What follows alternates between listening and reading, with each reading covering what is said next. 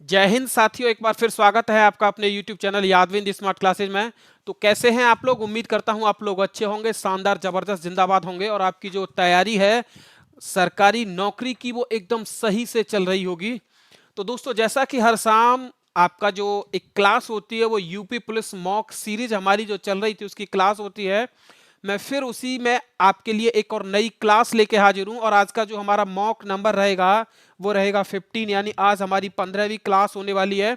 इससे पहले 14 क्लास आपके लिए मैं जीएस की मॉक के रूप में आपके सामने पेश कर चुका हूं। तो आपको वो क्लासेस कैसी लगी आप लोग कमेंट कीजिए और कमेंट में बताइए कि आपको इसमें किस सुधार की जरूरत है। अगर आप लोगों के द्वारा जो बताया जाएगा वही सुधार सबसे अच्छा सुधार होगा हमारे लिए। तो वीडियो को शुरू करने से पहले मैं फिर आपसे एक बार बोलना चाहूंगा कि हमारे यूट्यूब चैनल यादविंद स्मार्ट क्लासेस को सब्सक्राइब कीजिए, वीडियो को लाइक कीजिए और शेयर कीजिए। तो बढ़ते हैं आज के हम पहले प्रश्न की तरफ कि आज का हमारा पहला प्रश्न क्या है। तो देख लीजिए आप लोग, पहला प्रश्न आपके सामने आ चुका है।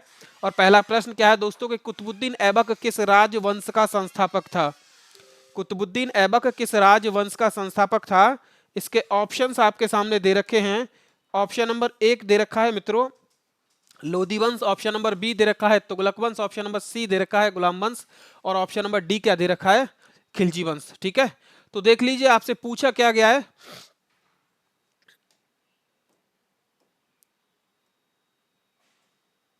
आपसे पूछा गया है कि कुतुबुद्दीन ऐबक किस राजवंश का संस्थापक था। तो हमारा जो ऑप्शन सही होगा वो कौन सा होगा? ऑप्शन नंबर सी सही होगा। कौन सा होगा? ऑप्शन नंबर सी सही होगा कि कुतुबुद्दीन ऐबक जो था ये संस्थापक था किसका? गुलाम वंश का। अच्छा, इसको एक और नाम से जाना जाता है, या तो आप बोल दीजिए गुलाम वंश, या गुलाम वंश न बोल के इसे एक और नाम से जाना जाता है। इसको एक और नाम से जाना जाता है मित्रों दास वंश के नाम से। किस नाम से? दास वंश। या इसे एक और नाम से जाना जाता है मामलूक वंश। किस नाम से जाना जाता है? मामलूक वंश के नाम से भी जाना जाता है। और अगर इनमें से आपसे पूछता है कि इनका संस्थापक कौन था, तो आपको सही जवाब देना है कि इनमें से किसी भी वंश का आपसे संस्थापक पूछ रहा है तो उसका संस्थापक कौन था मित्रों? तो उसका संस्थापक था कुतुबुद्दीन ऐबक। कौन था? कुतुबुद्दीन ऐबक। कुतुबुद्दीन ऐबक जो था मित्रों ये दास था। कुतुबुद्दीन ऐबक कौन था? तो कुतुबुद्दीन ऐबक एक दास था। और ये दास किसका था? तो ये मोहम्मद गौरी का दास था। किसका दास था? ये मोहम्मद गौरी का दास था। और इसी ने भारत में स्थापना की थी किसकी? दास वंश की। किसकी स्थापना की थी? इसी ने भारत में दास वंश की स्थापना की थी। दूसरा, इससे संबंधित कुछ और फैक्ट आप लोग देख लीजिए जो आपसे पेपर में पूछे जा सकते हैं। कुतुबुद्दीन ऐबक की अगर बात करें तो इसकी स्थापना की बात करें कि इसने किसकी स्थापना की थी, तो वो आप लोग समझ लीजिए किसके द्वारा किसकी स्थापना की गई थी। तो इसने Qutub Minar,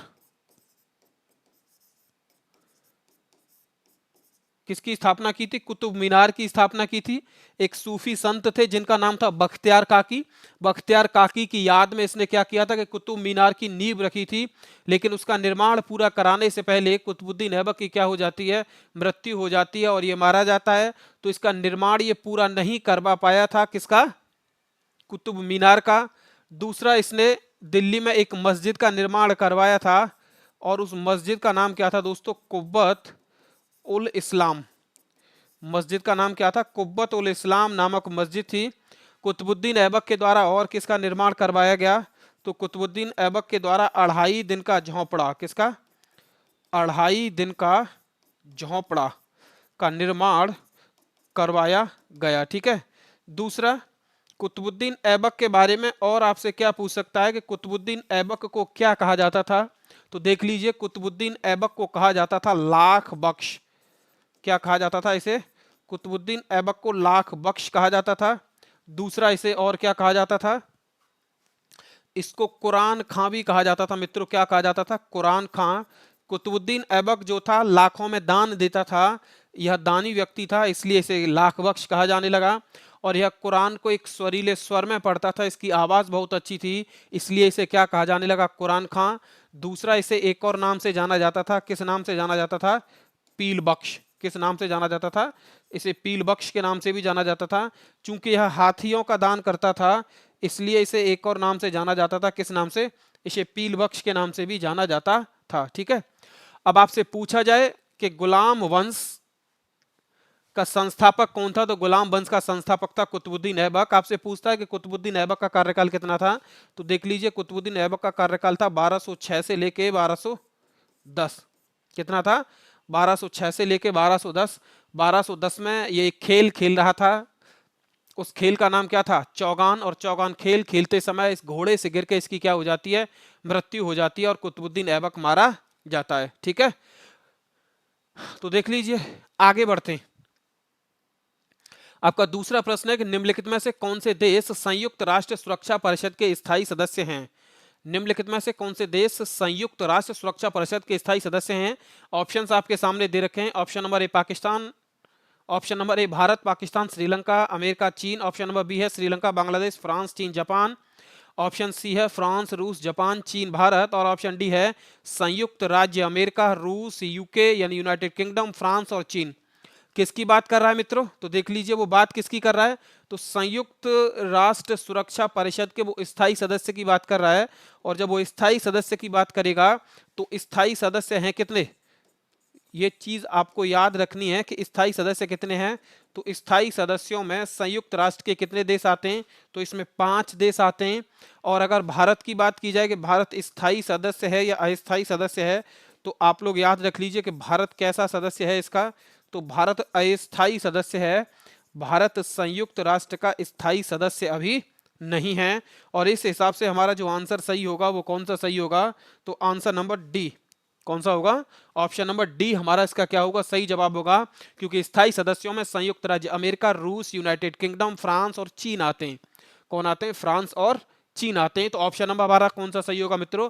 option number D इसका एकदम सही जवाब होगा। क्लियर? आगे आगे आपसे पूछा गया कि निम्नलिखित में से किसकी खेती भारत में जायद फसल के रूप में की जाती है? निम्नलिखित में से किसकी खेती भारत में जायद फसल के रूप में की जाती है? ठीक है, दूसरा, पहला देखिए कपास, दूसरा गेहूं, तीसरा है तरबूज और चौथा ऑप्शन है आपका सोयाबीन।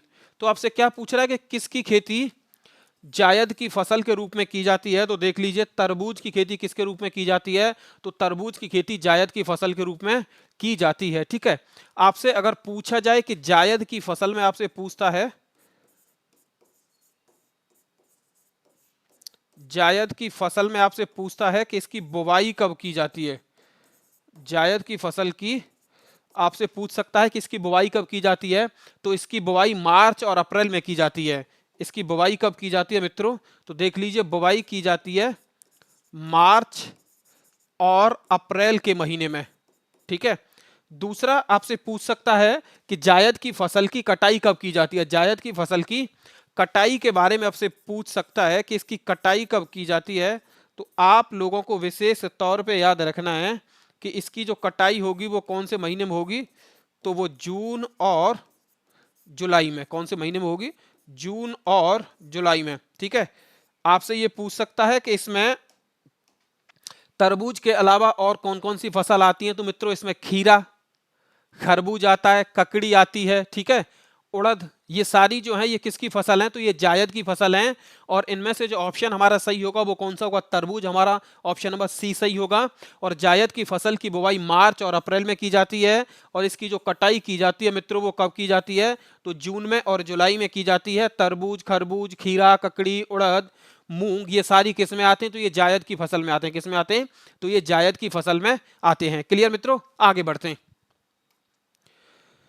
आगे देखिए चौथा प्रश्न है और ये चौथा प्रश्न उस समय का है जब ये पेपर हुआ था, तो उस समय करंट अफेयर से ये पूछा गया 2019 का। किसका? 2019 के करंट से है। ये देख लीजिए, उस देश का नाम बताइए जिसके साथ भारत ने अक्टूबर 2019 में दूध और दूध उत्पादों की आपूर्ति के लिए मेमोरेंडम ऑफ इंटरेस्ट पर हस्ताक्षर किए। ऑप्शन हैं आपके सामने। Option number A Nepal, option number B Bhutan, option number C China, sorry Sri Lanka, और ऑप्शन नंबर डी क्या है मित्रों?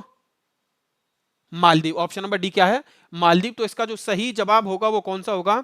इसका सही जवाब होगा मित्रों श्रीलंका। कौन सा होगा? ऑप्शन नंबर सी इसका एकदम क्या होगा? सही जवाब होगा। आगे देखिए, आगे फिर आपसे पूछा गया है कि भारत में लोसंग या लोसांग त्योहार ज्यादातर हर साल दिसंबर के महीने में मनाया जाता है। यह त्योहार भारत के किस राज्य का सबसे महत्वपूर्ण त्योहार है? यह त्योहार भारत के किस राज्य का सबसे महत्वपूर्ण त्योहार है? ऑप्शंस आपके सामने दे रखे हैं। Option number A Haryana, option number Sikkim, option number C है केरल, और ऑप्शन नंबर डी क्या है मित्रों, पंजाब।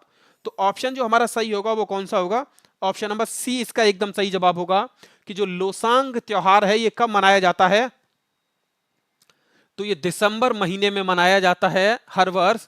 और कौन से राज्य में मनाया जाता है, तो ये राज्य में मनाया जाता है किसमें, सिक्किम में। कौन से राज्य में, यह सिक्किम में मनाया जाता है। अब आपसे पूछ सकता है कि ये कौन सी जनजाति के द्वारा मनाया जाता है, तो एक जनजाति है भूटिया, दूसरी है लेपचा। एक जनजाति है भूटिया और दूसरी कौन सी है, लेपचा। ठीक है, तो ये कौन से महीने में मनाया जाता है देख लीजिए पहले। अगर आपसे पूछता है कि ये कौन से महीने में मनाया जाता है, तो ये दिसंबर महीने में मनाया जाता है। कौन से महीने में मित्रों, ये दिसंबर महीने में मनाया जाता है। अगर आपसे पूछता है कि कौन सी जनजाति के द्वारा मनाया जाता है, तो जनजाति देख लीजिए कौन सी है, एक जनजाति है लेपचा और दूसरी जनजाति है भूटिया। अगर आपसे पूछा जाए कि यह त्योहार मनाया क्यों जाता है, तो यह त्योहार मनाया जाता है फसल कटाई के अवसर पर। किसके लिए, तो यह त्योहार फसल कटाई के अवसर पर मनाया जाता है। कब मनाया जाता है, फसल कटाई के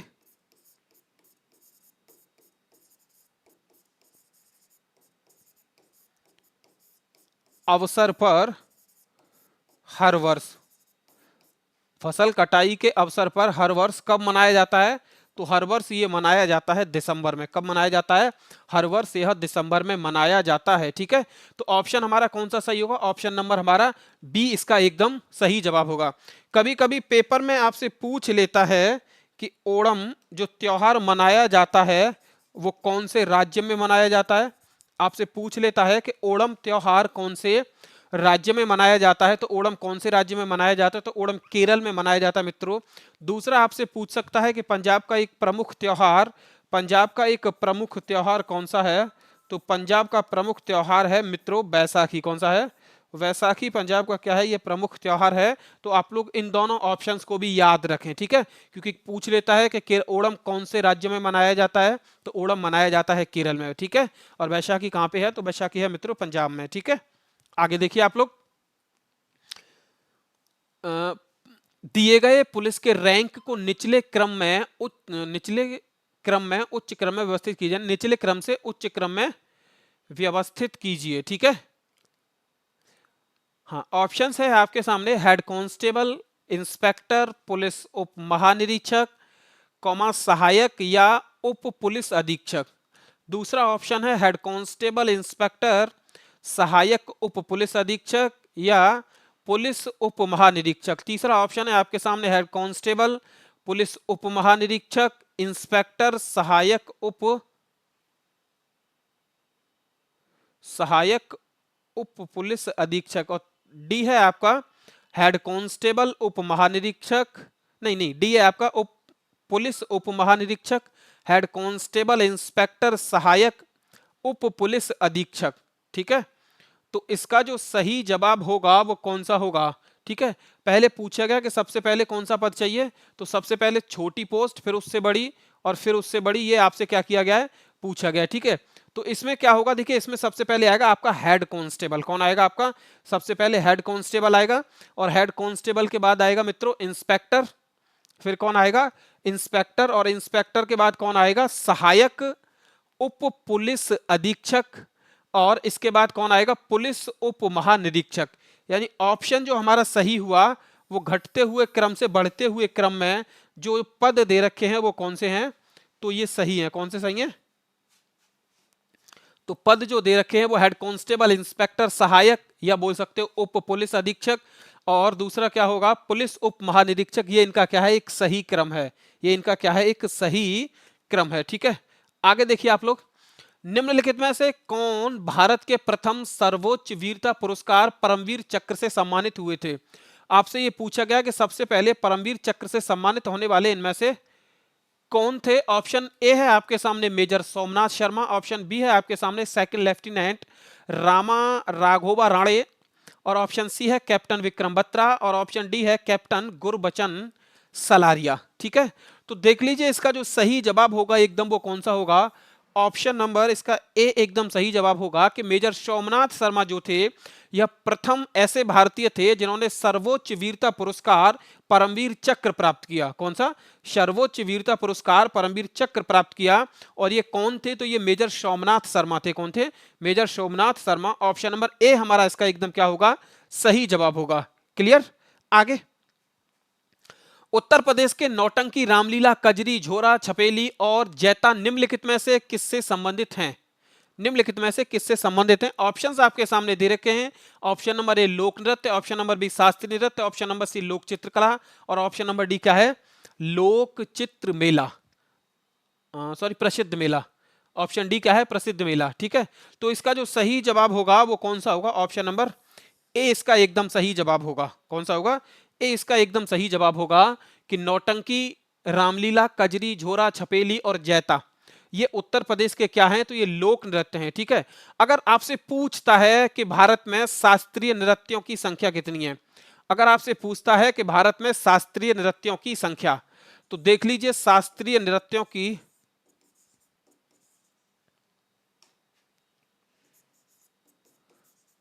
शास्त्रीय नृत्य हैं कितने मित्रों? तो शास्त्रीय नृत्य हैं 8। कितने हैं?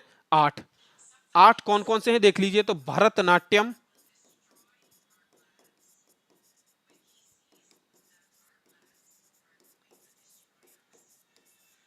कौन से हैं? भरतनाट्यम, कथकली, कौन से हैं? भरतनाट्यम, कथकली, कथक, ओडिशी। कितने हैं? भरतनाट्यम, कथकली, कथक, ओडिशी, मणिपुरी,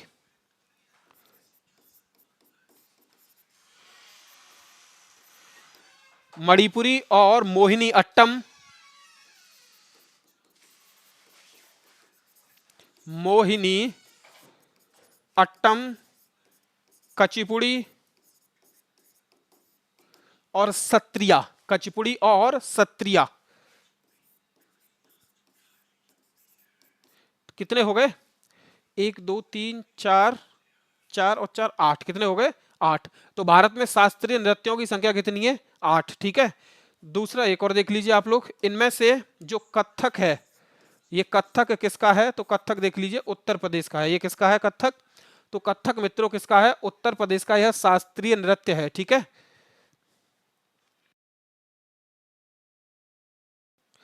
आगे आपसे पूछा गया कि प्रसिद्ध पुस्तक द कैलकटा क्रोमोसोम निम्नलिखित में से किस लेखक द्वारा लिखा गया? ऑप्शन ए है आपके सामने जेरी पिंटो, ऑप्शन बी है आपके सामने मार्गरेट एटवुड, ऑप्शन सी है आपके सामने अमिताभ घोष और ऑप्शन डी है आपके सामने जोनाथन स्ट्राउड। ऑप्शन डी क्या है आपके सामने? जोनाथन स्ट्राउड। ठीक है, तो आपसे क्या पूछा गया है? आपसे पूछा गया है कि पुस्तक का नाम है द कैलकटा क्रोमोसोम और ये किसकी पुस्तक है? तो द कैलकटा क्रोमोसोम जो पुस्तक है वो किसकी है? तो ये अमिताभ घोष की पुस्तक है। किसकी पुस्तक है? तो यह अमिताभ घोष की पुस्तक है। ठीक है, ऑप्शन नंबर इसका हमारा कौन सा सही होगा? तो ऑप्शन नंबर सी इसका एकदम क्या होगा? सही जवाब होगा।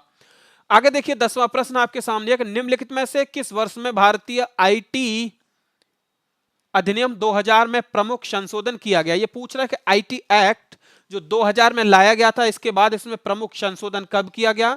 ऑप्शंस आपके सामने दे रखे हैं। ऑप्शन नंबर ए दे रखा है 2006, ऑप्शन नंबर बी दे रखा है 2005, ऑप्शन नंबर सी दे रखा है 2008 और ऑप्शन नंबर डी क्या दे रखा है मित्रों? 2004। ठीक है, तो कौन सा इसका सही जवाब होगा? इसका जो सही जवाब होगा वो ऑप्शन नंबर सी इसका एकदम सही जवाब होगा कि भारत आईटी अधिनियम 2000 में जो प्रमुख संशोधन किया गया वो कौन से सन में किया गया या कौन से वर्ष में किया गया? तो यह 2008 में किया गया। तो कब किया गया? तो यह 2008 में यह संशोधन किया गया और इस प्रकार जो हमारा ऑप्शन सही होगा वो कौन सा सही होगा? ऑप्शन नंबर सी इसका एकदम हमारा क्या होगा? सही जवाब होगा। ठीक है, आगे बढ़ते हैं अपने अगले प्रश्न की ओर। तो आपसे पूछा गया है कि भारत में नोटबंदी यानी विमुद्रीकरण जिसे कहा जा सकता है कब हुई? ऑप्शंस आपके सामने दे रखे हैं 8 नवंबर 2016, ऑप्शन बी है 9 नवंबर 2016, ऑप्शन सी है 8 नवंबर 2018 और ऑप्शन डी है 10 नवंबर 2017। ठीक है, तो नरेंद्र मोदी जी ने 8 नवंबर 2016 को रात में 8 बजे आके क्या कहा था कि आज रात से 1000 और 500 के नोट क्या किए जाते हैं? बंद किए जाते हैं। ठीक है, तो क्या किया गया था, 1000 और 500 के नोट क्या किए गए थे, बंद किए गए थे।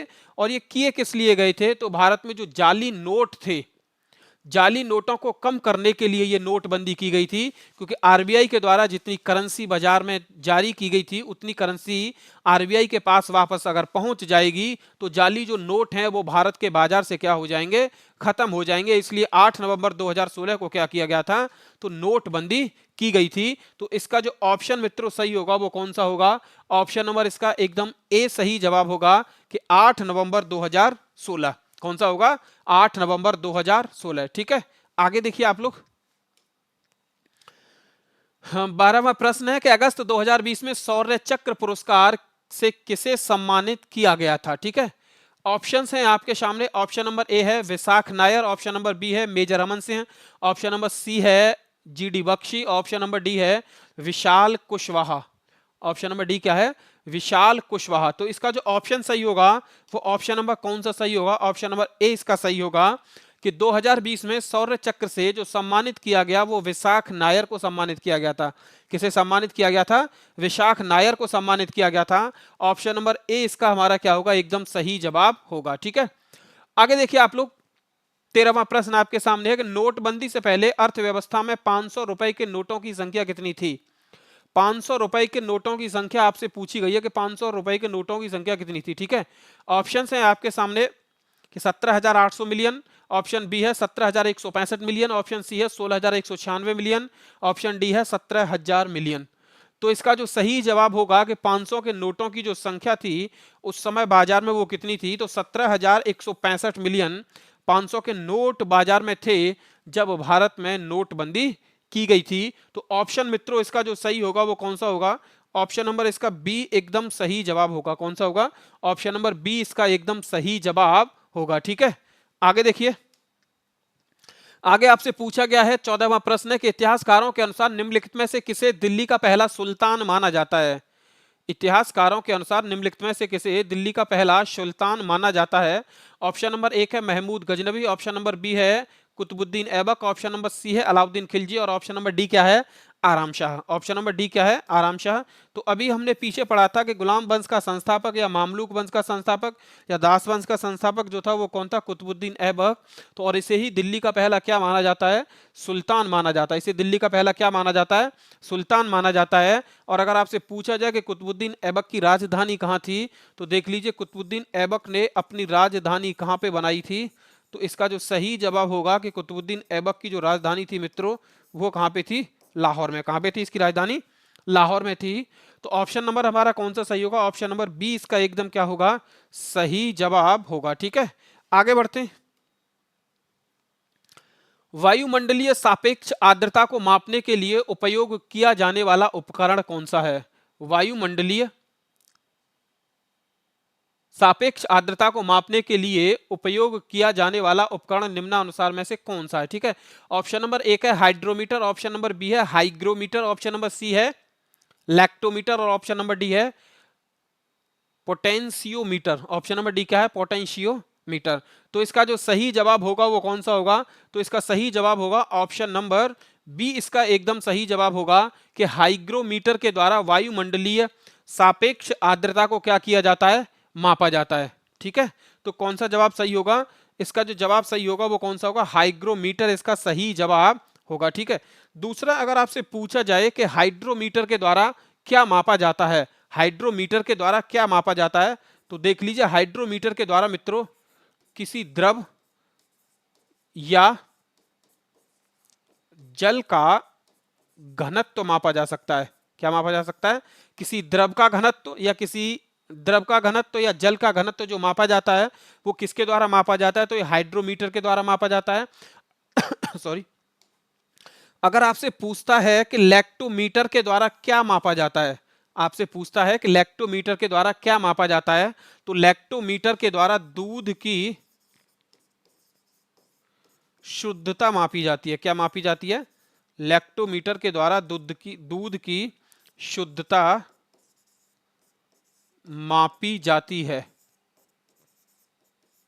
ठीक है, लैक्टोमीटर कई बार आपसे पेपर में पूछा जा सकता है कि लैक्टोमीटर के द्वारा क्या मापा जाता है, तो दूध की शुद्धता मापी जाती है।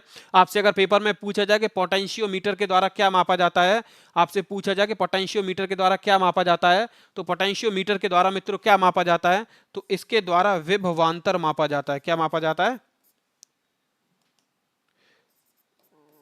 ये क्या है? विभवांतर का मापक है। ठीक है, तो इस प्रश्न का हमारा कौन सा जवाब सही होगा? इस प्रश्न का हमारा जवाब सही होगा ऑप्शन नंबर बी, इसका एकदम क्या होगा? सही जवाब होगा। ठीक है, आगे देखिए, भारत ने निम्नलिखित में से किस देश के साथ भूमि सीमा का एक समझौता किया जो जून 2015 में अनुसमर्थन पुष्टि या इंस्ट्रूमेंट्स ऑफ रेटिफिकेशन के आदान प्रदान के बाद लागू हुआ?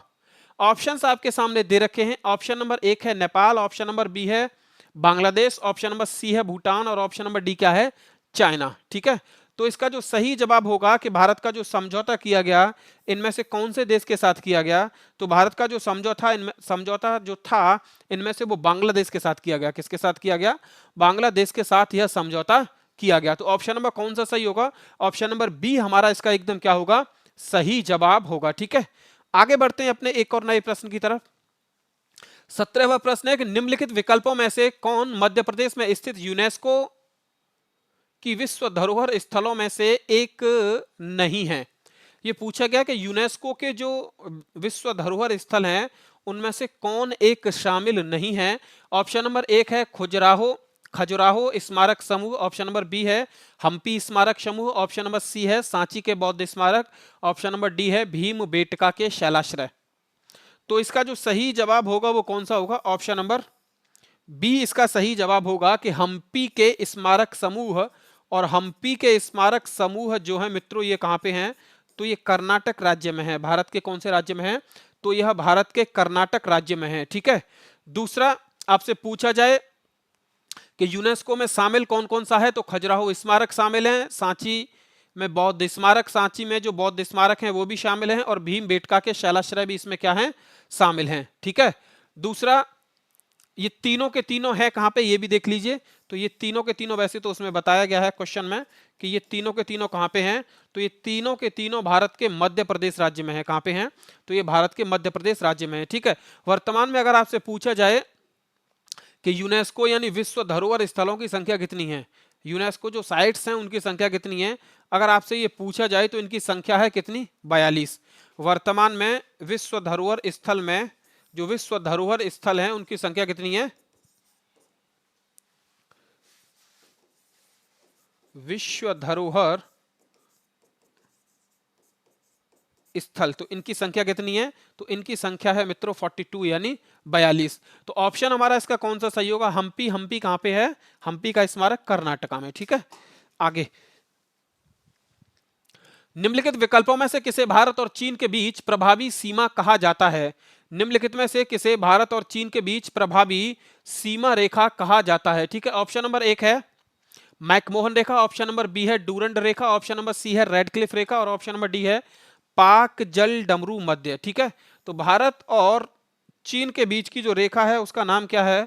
तो भारत और चीन के बीच की रेखा का नाम है मैकमोहन रेखा। ठीक है, आपसे पेपर में ये पूछ सकता है कि डूरंड रेखा किन दो देशों के बीच स्थित है? आपसे पूछ सकता है कि डूरंड रेखा किन दो देशों के बीच स्थित है? तो डूरंड रेखा भारत और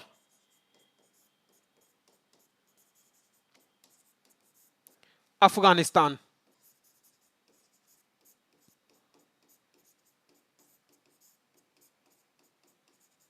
किन दो देशों के बीच स्थित है? तो भारत और अफगानिस्तान के बीच स्थित है। आपसे पूछा जाए कि रेडक्लिफ रेखा किन दो देशों के बीच स्थित है, तो देख लीजिए रेडक्लिफ रेखा जो है यह भारत और पाकिस्तान, कौन सा? भारत और पाकिस्तान के बीच स्थित है।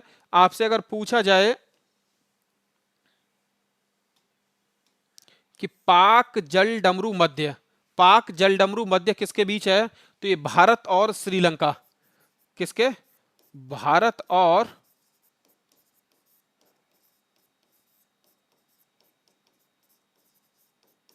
श्रीलंका के मध्य। ठीक है, तो इसका जो सही जवाब होगा वो हमारा कौन सा होगा? ऑप्शन नंबर ए इसका एकदम क्या होगा? सही जवाब। ठीक है, आगे, निम्नलिखित में से किस दिन को राष्ट्रीय एकता दिवस के रूप में मनाया जाता है? निम्नलिखित में से किस दिन को राष्ट्रीय एकता दिवस के रूप में मनाया जाता है? ठीक है, ऑप्शंस आपके सामने है 21 अक्टूबर, ऑप्शन बी है आपके सामने 15 अक्टूबर, ऑप्शन सी है आपके सामने 31 अक्टूबर और ऑप्शन डी है आपके सामने 21 जून। ऑप्शन डी है आपके सामने 21 जून। तो इसका जो सही जवाब होगा वो कौन सा होगा? इसका सही जवाब ऑप्शन नंबर सी इसका एकदम क्या होगा? सही जवाब होगा कि 31 अक्टूबर को जो मनाया जाता है वो कौन सा मनाया जाता है? तो 31 अक्टूबर को राष्ट्रीय एकता दिवस मनाया जाता है। ठीक है, आपसे अगर पूछता है कि 15 अक्टूबर को कौन सा दिवस मनाया जाता है, आपसे अगर पूछता है कि 15 अक्टूबर को कौन सा दिवस मनाया जाता है,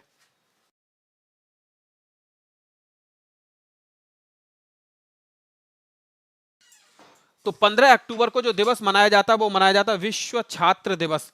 कौन सा मनाया जाता है? तो 15 अक्टूबर को विश्व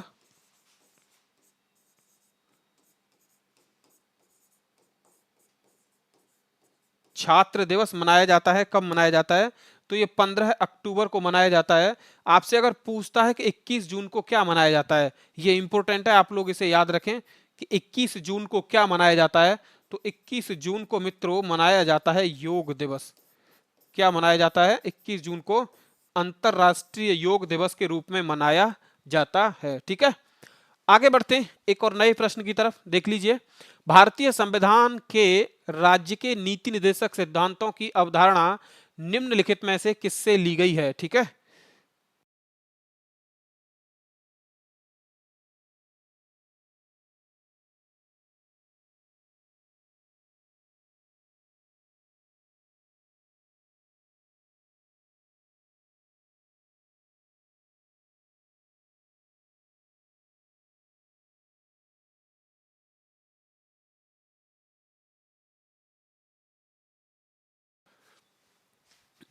ठीक है, राज्य के नीति निर्देशक सिद्धांतों की अवधारणा किससे ली गई है? ऑप्शन है आपके सामने, ऑप्शन नंबर ए आयरलैंड का संविधान, ऑप्शन नंबर बी संयुक्त राज्य अमेरिका का संविधान, ऑप्शन नंबर बी फ्रांस का संविधान और ऑप्शन नंबर डी क्या है? कनाडा का संविधान। ठीक है, तो इसका जो सही जवाब होगा वो कौन सा होगा? ऑप्शन नंबर ए इसका एकदम सही जवाब होगा कि राज्य के नीति निर्देशक तत्वों की जो अवधारणा ली गई है वो कहां से ली गई है? तो यह आयरलैंड के संविधान से ली गई है। ठीक है, आपसे अगर पूछा जाए कि यूएसए के संविधान से क्या क्या लिया गया है, तो यूएसए के संविधान से आप लोग देख लीजिए,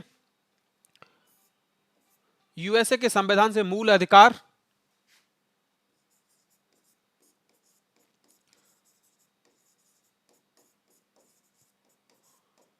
और संविधान की सर्वोच्चता कहां से लिया गया है? तो ये यूएसए के संविधान से लिया गया है। आपसे अगर पूछा जाए कि फ्रांस के संविधान से क्या लिया गया है, आपसे पूछा जाए कि फ्रांस के संविधान से क्या लिया गया है, तो देख लीजिए, फ्रांस के संविधान से मित्रों गणतंत्र की व्यवस्था, गणतंत्र की व्यवस्था कहां से ली गई है? तो ये फ्रांस के संविधान से ली गई है। आपसे अगर पूछा जाए कि कनाडा के संविधान से क्या लिया गया है, तो कनाडा के संविधान से क्या लिया गया है? तो कनाडा के संविधान से मित्रों संघीय व्यवस्था, संघीय व्यवस्था जो ली गई है वो कहां से ली गई है? तो यह कनाडा के संविधान से ली गई है। लेकिन इसका जो हमारा सही जवाब होगा वो कौन सा होगा? ऑप्शन नंबर ए इसका हमारा एकदम क्या होगा? सही जवाब होगा। ठीक है,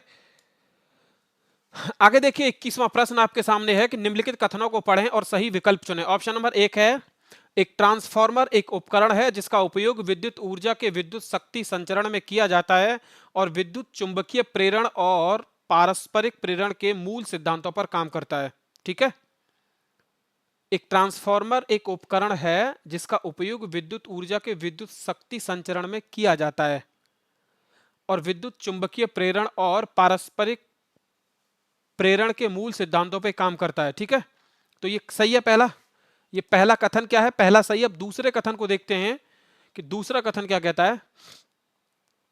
उपयोग किए गए कोर के माध्यम के आधार पर ट्रांसफार्मर को स्टेप अप ट्रांसफार्मर और स्टेप डाउन उत ट्रांसफार्मर के रूप में वर्गीकृत किया गया है।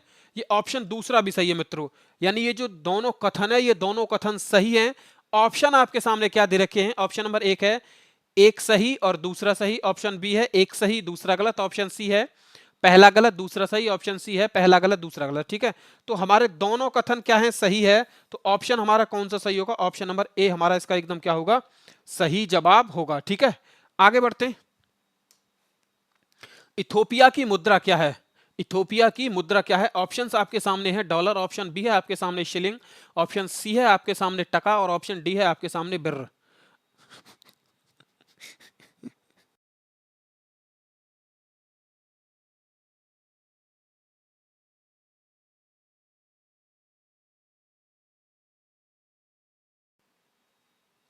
ऑप्शन डी क्या है आपके सामने, बिर। ठीक है, तो कौन सा सही होगा, ऑप्शन डी आपके सामने जो दे रखा है वो इसका एकदम क्या सही जवाब होगा कि इथोपिया की जो मुद्रा है वो कौन सी है, तो इसकी मुद्रा है बिर। आपसे अगर पूछा जाए कि इथोपिया की राजधानी कौन सी है,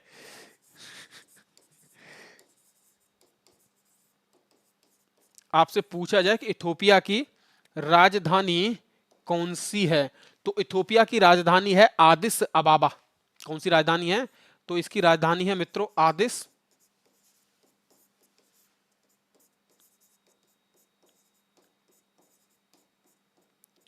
अबाबा।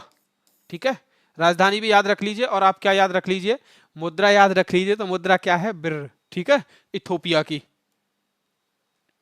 आगे देखिए, मार्च 2020 में उत्तर प्रदेश सरकार द्वारा जारी आंकड़ों के अनुसार उत्तर प्रदेश के निम्नलिखित में से किस जिले ने राज्यों की जीडीपी में अधिकतम योगदान दिया है। ये पूछा गया है कि 2020 के आंकड़े आप लोग बताइए जिसमें उत्तर प्रदेश की जीडी में से उत्तर प्रदेश के किस जिले ने सबसे ज्यादा योगदान दिया है। ठीक है, ऑप्शंस आपके सामने हैं, option number A Noida, option number B Lucknow, option number C Kanpur और ऑप्शन नंबर डी क्या है मित्रों, आगरा। तो सबसे ज्यादा जो योगदान दिया है 2020 में उत्तर प्रदेश की जीडीपी में, वो कौन से जिले ने दिया है, तो वो लखनऊ ने दिया है। कौन से ने दिया है, तो वो लखनऊ जिले ने दिया है, जो उत्तर प्रदेश की क्या है, ये राजधानी भी है। ठीक है, तो ऑप्शन नंबर 20 का हमारा क्या होगा, एकदम सही जवाब होगा। आगे बढ़ते हैं मित्रों। केंद्रीय पुलिस प्रशिक्षण अकादमी में निम्नलिखित में से किस श्रेणी के अधिकारियों को बुनियादी प्रशिक्षण मिलता है। निम्नलिखित में से किस श्रेणी में किस श्रेणी में अधिकारियों को बुनियादी प्रशिक्षण मिलता है। ऑप्शन नंबर एक है group A, option number B है group B, option number C है group C, option number D है ग्रुप बी और ग्रुप सी दोनों।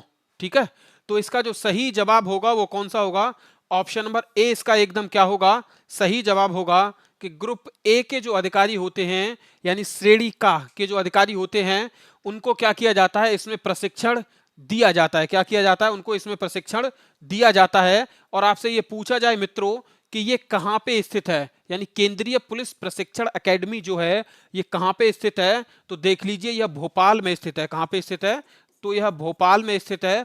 दूसरा आपसे पूछा जाए कि इसकी शुरुआत कब की गई थी, तो मित्रों इसकी शुरुआत की गई थी 2009 में।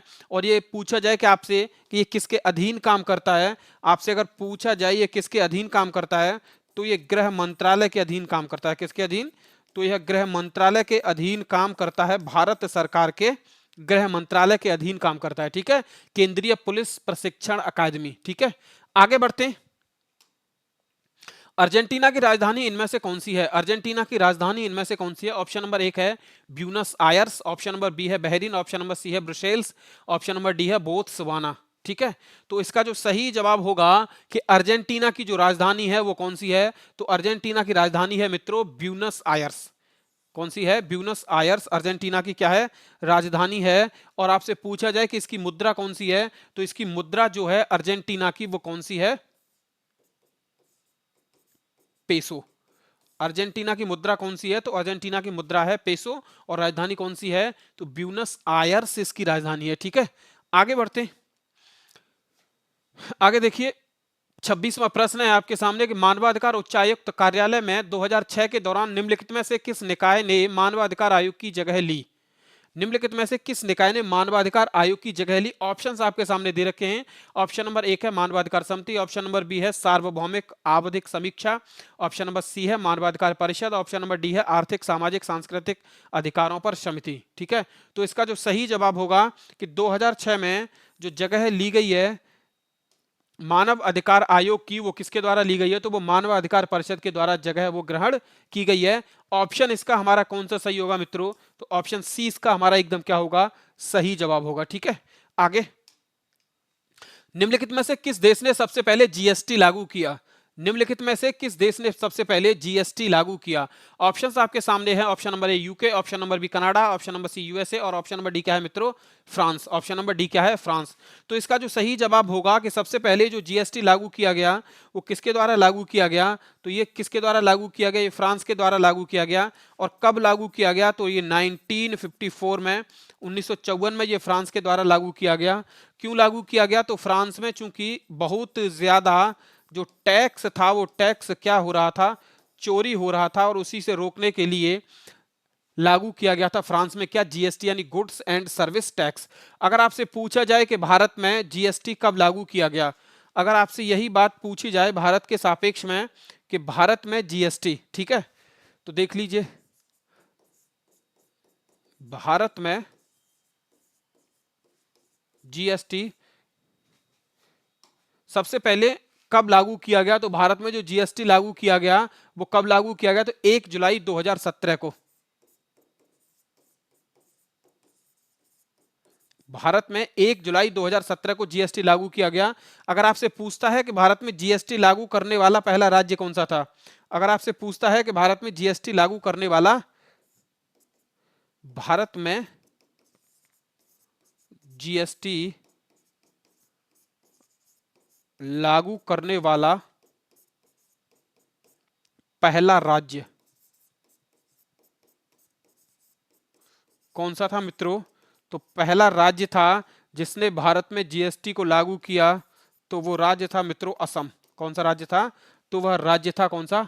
असम। ठीक है, आपसे अगर पूछा जाए कि ये जो भारत में जीएसटी संविधान संशोधन जो था ये कौन सा संविधान संशोधन था, तो ये भारत में 101वां संविधान संशोधन था। कौन सा? 101वां संविधान संशोधन था। और ये 101वां संविधान संशोधन कब किया गया था? तो यह 101वां संविधान संशोधन 2016 में किया गया था। ठीक है, आगे। 1913-14 में हुए ताना भगत आंदोलन के नेता कौन थे? ठीक है, 1913-14 में हुए ताना भगत आंदोलन के नेता कौन थे? Option number A Jaipal Singh, option number B Sukhdev Singh, option number D Jatra Bhagat, option number C क्या है? महिपाल जगत राणा। ऑप्शन नंबर डी क्या है? महिपाल जगत राणा। ठीक है, तो इसका जो सही जवाब होगा वो कौन सा होगा? ऑप्शन नंबर सी इसका एकदम क्या होगा?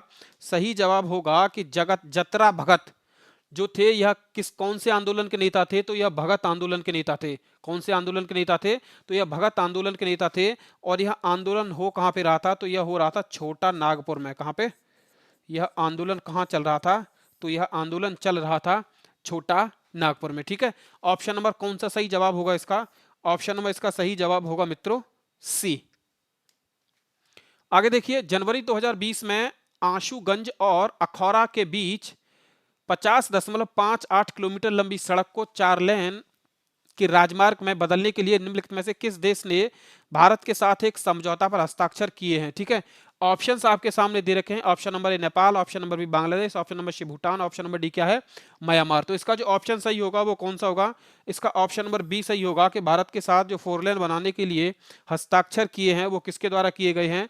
तो यह बांग्लादेश के द्वारा हस्ताक्षर किए गए हैं। ठीक है, आगे देखिए, मानवाधिकार परिषद निम्नलिखित में से किस वर्ष में गठित की गई? मानवाधिकार परिषद निम्नलिखित में से किस वर्ष में गठित की गई? ऑप्शन हैं आपके सामने।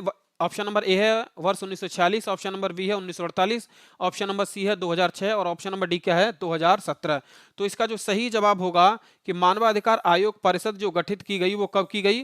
तो ये वर्ष 2006 में की गई। आपसे पूछता है कि वर्ष 2006 में, इससे आपसे महीना और इसकी तारीख पूछता है, डेट पूछता है, तो देख लीजिए कब की गई थी। तो 15 मार्च 2006 में, 15 मार्च 2006 में। अगर आपसे पूछता है कि इसका मुख्यालय कौन सा है, अगर आपसे पूछता है कि इसका मुख्यालय कौन सा है या इसका मुख्यालय कहां पे है, तो मुख्यालय आप लोग जरूर याद रखें। तो मुख्यालय कहां पे है इसका? तो मित्रों इसका मुख्यालय है जिनेवा में। और जिनेवा कहां पे पड़ता है? स्विट्जरलैंड में। कहां पे है? जिनेवा। और जेनेवा कहां पे है?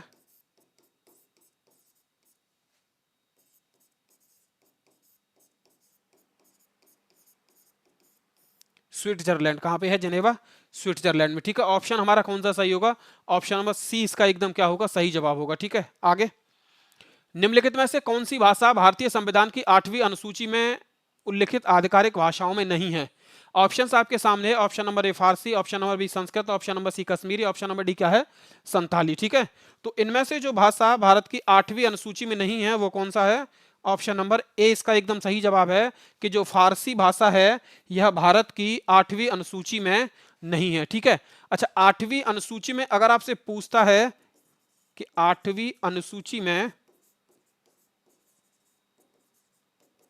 भाषा, तो आपसे पूछे कि 8वीं अनुसूची में मूल संविधान में कितनी भाषाएं थी, तो भाषा की बात अगर करे और वो किस में पूछा है? मूल संविधान में।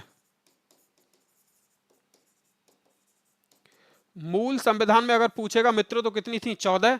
और अगर आपसे पूछता है कि 8वीं अनुसूची में वर्तमान भाषा, यानी वर्तमान में कुल कितनी भाषाएं हैं, तो वर्तमान में भाषा है 22 भाषा। कितनी भाषाएं हैं? वर्तमान में 22 भाषा हैं। और इसका जो ऑप्शन सही होगा, यानी फारसी जो है यह भारत की 22 भाषाओं में से कोई भी एक आधिकारिक भाषा नहीं है, जबकि संस्कृत, कश्मीरी और संथाली क्या है? यह आधिकारिक भाषा हैं और ये 8वीं अनुसूची में 22 भाषाओं में से यह भाषा है। ठीक है, आगे। निम्नलिखित में से कौन सा राजस्व विभाग का उच्चतर पदाधिकारी होता है? निम्नलिखित में से कौन सा राजस्व विभाग का उच्चतर पदाधिकारी होता है? ऑप्शन नंबर 1 राजस्व सचिव, ऑप्शन नंबर बी राजस्व परिषद, ऑप्शन नंबर सी चकबंदी आयुक्त और ऑप्शन नंबर डी क्या है? राहत आयुक्त। ऑप्शन नंबर डी क्या है? राहत आयुक्त। तो इसका जो सही जवाब होगा मित्रों कौन सा होगा? वो ऑप्शन नंबर ए इसका सही जवाब होगा कि राजस्व जो सचिव होता है वो राजस्व विभाग का सबसे उच्चतर अधिकारी होता है। ठीक है, वह राजस्व विभाग का क्या होता है? सबसे उच्चतर अधिकारी होता है। ऑप्शन नंबर ए इसका एकदम क्या होगा? सही जवाब। आगे देखिए, नीलगिरी खापली भारतीय कृषि अनुसंधान संस्थान द्वारा जारी निम्नलिखित फसलों में से किसकी एक उच्च उपज वाली किस्म है? ये पूछा गया, ये फसलों के नाम आपके सामने दिए गए हैं और ये पूछा गया है कि नीलगिरी खापली जो है वो कौन सी फसल की किस्म है? कौन सी फसल की एक किस्म है? ऑप्शन है आपके सामने। ऑप्शन नंबर ए चावल, ऑप्शन नंबर बी चाय, ऑप्शन नंबर सी सरसों और ऑप्शन नंबर डी क्या है? गेहूं। तो जो नीलगिरी खापली जो है ये किसकी एक किस्म है? तो ये गेहूं की एक किस्म है। किसकी किस्म है? यह एक गेहूं की किस्म है। ठीक है, आगे। जून 2020 में भारत और चीन के बीच सीमा संघर्ष के बाद राष्ट्रीय सुरक्षा और गोपनीयता की चिंताओं का हवाला देते हुए भारत सरकार द्वारा कितने चीनी ऐप्स को प्रतिबंधित किया गया? भारत सरकार के द्वारा जो चीनी ऐप्स भारत में जो चल रहे थे, जैसे टिकटॉक और भी बहुत सारे ऐप थे, टिकटॉक एक बहुत ज्यादा फेमस था, उसे बैन किया गया। तो ये पूछ रहा है कि ऐसे करके कुल कितने ऐप भारत सरकार के द्वारा बंद किए गए? ऑप्शन नंबर 1 है 11, ऑप्शन नंबर बी है 27, ऑप्शन नंबर सी है 59 और ऑप्शन नंबर डी क्या है? 62। ठीक है, तो ऑप्शन कौन सा सही होगा? ऑप्शन नंबर सी इसका एकदम क्या होगा? सही जवाब होगा, यानी 59 भारत सरकार के द्वारा 59 ऐपों को क्या कर दिया गया? बंद कर दिया गया। ठीक है, आगे देखिए।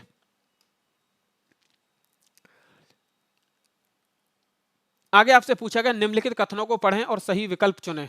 ऑप्शन नंबर 1 है बोबिली वीणा कर्नाटक शास्त्रीय संगीत में इस्तेमाल किया जाने वाला एक बृहद खिंचाव वाला तंतु वाद्य यंत्र है। ठीक है, बेबिली वीणा कर्नाटक शास्त्रीय संगीत में इस्तेमाल किया जाने वाला एक बृहद खिंचाव वाला तंतु वाद्य यंत्र है। ऑप्शन नंबर कथन नंबर ए बिल्कुल सही है। दूसरा, बोबिली वीणा को आमतौर पर एकंडा वीणा के रूप में जाना जाता है क्योंकि वे लकड़ी के एक टुकड़े से बनाए जाते हैं, क्योंकि वे लकड़ी के एक टुकड़े से बनाए जाते हैं। और कथन नंबर हमारा दूसरा भी सही है। ठीक है, यानी कथन 1 और कथन दोनों क्या है? ये दोनों सही हैं। ऑप्शन देखते हैं तो ऑप्शन नंबर 1 क्या कहता है? कथन 1 और 2 दोनों सही। तो हमारा जो सही जवाब होगा वो ऑप्शन नंबर ए ही इसका क्या हो जाएगा? सही जवाब हो जाएगा कि यानी कथन 1 और कथन 2 दोनों क्या हैं? यह एकदम सही है। ठीक है, आगे।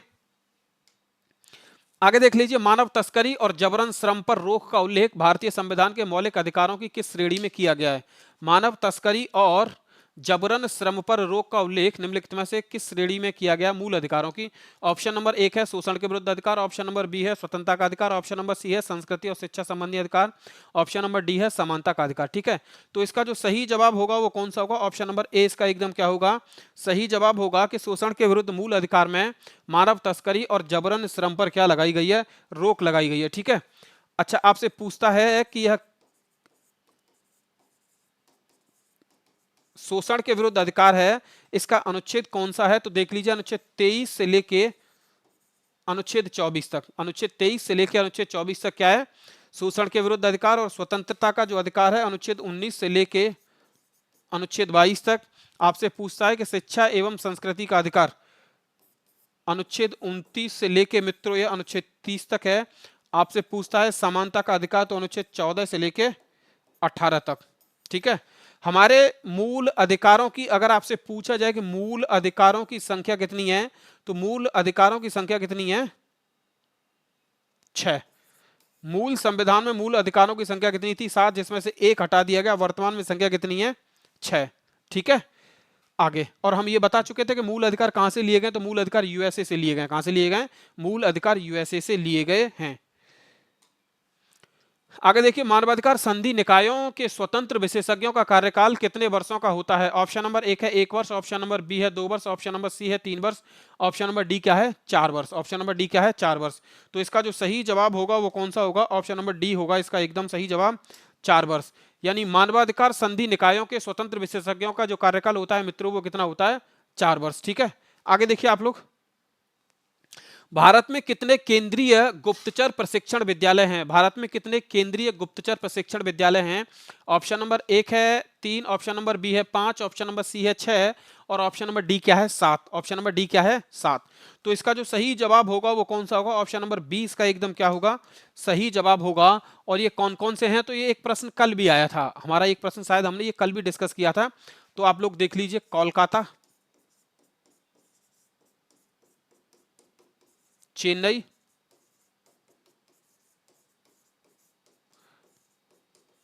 एक है हैदराबाद,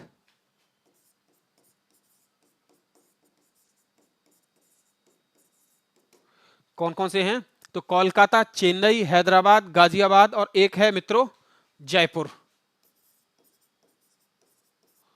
एक कहां पे है? जयपुर। ठीक है, तो भारत में कितने केंद्रीय गुप्तचर प्रशिक्षण केंद्र हैं? तो 5 हैं। कौन कौन से हैं? तो कोलकाता, चेन्नई, हैदराबाद, जयपुर और गाजियाबाद। ठीक है, तो मित्रों आज का ये प्रैक्टिस सेट आपको कैसा लगा बताइए, कमेंट कीजिए। ठीक है, और हमारे यूट्यूब चैनल यादविंद स्मार्ट क्लासेस को आप लोग सब्सक्राइब कीजिए, वीडियो को लाइक कीजिए और शेयर कीजिए। आज के लिए मित्रों इतना ही, मिलते हैं नेक्स्ट वीडियो में। आज के लिए इतना ही, जय हिंद।